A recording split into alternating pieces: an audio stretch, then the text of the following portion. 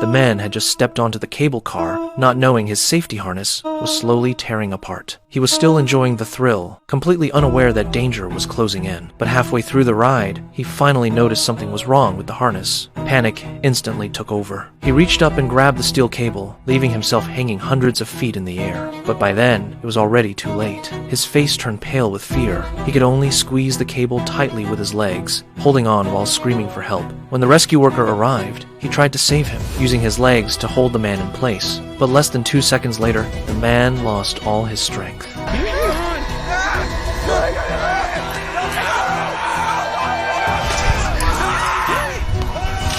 Down below, his wife was losing her mind with worry. She immediately told the staff to call an ambulance. Then she ran down the mountain alone, using the markers on the cable line to figure out where her husband might have fallen. She kept calling his phone non-stop. Finally, following the sound of the ringing, she found her husband barely alive. But strangely, after he was loaded into the ambulance, the medical team refused to let her ride with him. Because they were traveling in a foreign country, she couldn't understand what they were saying at all. Not wanting to delay his treatment, she could only write down the hospital name and urged the ambulance to leave quickly. Then she jumped on a motorcycle and followed the ambulance the whole way. But halfway there, a car suddenly rushed out in front of her. She had no time to react and crashed hard onto the ground. By the time she got back up, the ambulance had already disappeared. Everything that happened felt like someone had planned it all. And sure enough, when she arrived at the hospital, the nurse told her they had never received any injured patient. The woman was completely stunned.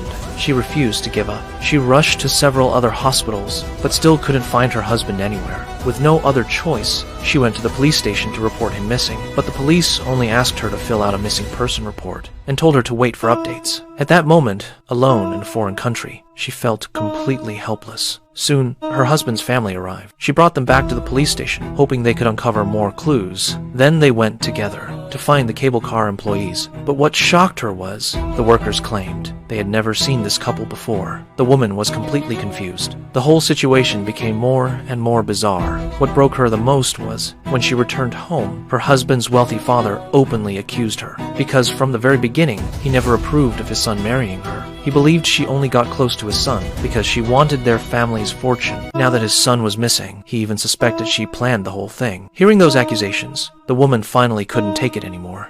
I don't give a shit about your finances, Mr. Grant. But I love your son. I love him more than I've loved anything in my entire life. And I always will. Fuck you.